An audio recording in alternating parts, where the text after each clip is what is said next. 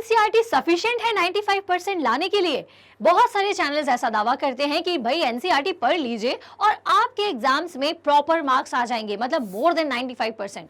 लेकिन क्या वो सच कहते हैं? लेकिन इसके पीछे की सच्चाई क्या है? क्या वो आपको डिटेल में समझाते हैं? नहीं ना। तो मैं हूं ना, मेरा नाम है सुरभि तिवारी और मैं आज आपको बताने वाली हूं कि क्या सच में एनसीईआरटी इज सफिशिएंट और नॉट। तो चलिए स्टार्ट करते हैं। आप जब एग्जाम पेपर देने बैठते हैं तो आप देखते हो कि आपको MCQ, assertion, reason, case based questions, short answer, long answer, मतलब बहुत सारे टाइप के क्वेश्चंस के आंसर्स करने हैं। लेकिन जब आप अपनी एनसीईआरटी की बुक देखते हो तो उसमें आपको ये सारे टाइप के क्वेश्चंस नहीं मिलते। तो इन सारे टाइप के क्वेश्चंस को कैसे पढ़ा जाए? तो इसके पीछे ना दो चीजें हैं। पहला, एनसीईआरटी को सही तरीके से पढ़ना, और दूसरा, कुछ और रेफरेंस बुक को भी फॉलो करना। तो इन दोनों को मैं समझाऊंगी। लेकिन ये जो दोनों पॉइंट मैंने अभी आपसे कहे हैं ना, ये आपके सारे ही सब्जेक्ट्स के लिए एप्लीकेबल नहीं है। ये क्या मैम, ये तो आप बड़ा कंफ्यूजिंग बात कर रहे हैं। तो इसी कंफ्यूजन को दूर करते हैं। अब बात करते हैं हम हमारे सब्जेक्ट्स की। हमारे पास टोटल 5 सब्जेक्ट्स हैं, math, science, English, Hindi and SST. अब क्या सभी में एक जैसी स्ट्रेटेजी पॉइंट आउट करनी है? नहीं, आपको सभी के लिए अलग अलग स्ट्रेटेजीज बनानी पड़ेंगी। जैसे, चलिए शुरुआत करते हैं सबसे पहले साइंस से। साइंस एक ऐसा सब्जेक्ट है जिसमें आपको थ्योरी पोर्शन भी पढ़ना होता है और न्यूमेरिकल पोर्शन भी पढ़ना होता है। इन दोनों का 60-40 का रेशियो आता है। अब जब आप थ्योरी क्वेश्चंस की बात करते हो तो उसमें जो डायरेक्ट क्वेश्चंस है, वेरी शॉर्ट और लॉन्ग आंसर टाइप, ये आपको सीधे बुक से मिल जाएंगे। लेकिन जब आप बात करते हो कॉम्पिटेंसी बेस्ड क्वेश्चंस की, तो इसके लिए आपको एक्टिविटीज करनी होती है। और जब आप बात करते हो असर्शन, रीजन और केस बेस्ड क्वेश्चंस की, तो इन क्वेश्चंस को करने के लिए आपको एक्टिविटीज प्लस कुछ दूसरी रेफरेंस बुक को फॉलो करना पड़ता है। सेकेंड आ जाते हैं हम न्यूमेरिकल पोर्शन पर। तो न्यूमेरिकल पोर्शन के लिए तो आपको डेफिनेटली रेफरेंस बुक्स को करना पड़ेगा और इनके साथ में आपको पीवाईक्यू, सैंपल पेपर, ये सब भी सॉल्व करने होंगे। अब आते हैं पॉइंट नंबर 2, मैथ्स पर।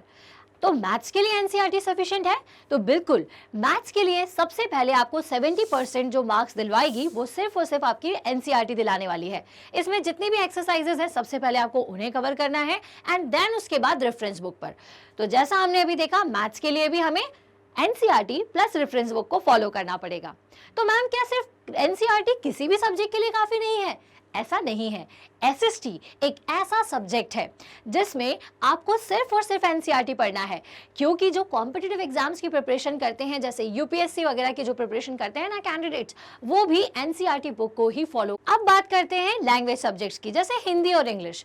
हिंदी और इंग्लिश के लिए भी NCERT is more than sufficient. जो भी आपको बुक से टीचर्स पढ़ाते हैं, जो आपकी मेन बुक होती है, सप्लीमेंट्री रीडर बुक होती है इंग्लिश के लिए, वो आपके लिए सफिशिएंट है। इसी तरीके से हिंदी के लिए भी, और जो बच्चे संस्कृत या उर्दू ऑप्ट करते हैं उनके लिए भी NCERT is more than sufficient. तो अगर मैं इस वीडियो को कंक्लूड करूं तो आज मैं आपको यही बताना चाहती हूं कि एनसीईआरटी इज सफिशिएंट, लेकिन सिर्फ कुछ सब्जेक्ट्स के लिए। और अगर मैं कहूं कि एनसीईआरटी सारे सब्जेक्ट्स के लिए सफिशिएंट है, तो वो सच नहीं है। तो जैसा मैंने आपसे कहा कि अगर आपको साइंस में बहुत अच्छे मार्क्स लाने हैं तो आपको NCERT plus reference book follow करना पड़ेगा। अगर आप मैथ्स में अच्छे नंबर लाना चाहते हैं तो भी आपको एनसीईआरटी और रेफरेंस बुक करना पड़ेगी। और बाकी सारे सब्जेक्ट्स के लिए एनसीईआरटी काफी है, लेकिन इसमें भी सिर्फ आपको 85% मार्क्स ही मिलेंगे। और अगर आप मोर देन 85% मार्क्स लाना चाहते हैं तो सारे ही सब्जेक्ट्स के लिए आपको पीवाईक्यू, सैंपल पेपर और एमसीक्यूज सब कुछ सॉल्व करना पड़ेगा प्रीवियस ईयर के साथ में।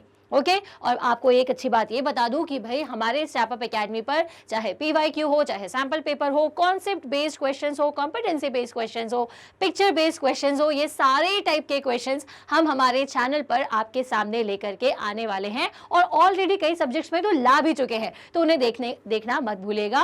आई होप आज की दी हुई इन्फॉर्मेशन आपके लिए बहुत इंपॉर्टेंट रही होगी। तो इतना पेशेंटली, इतने प्यार से मेरा वीडियो देखने के लिए थैंक्स फॉर वॉचिंग।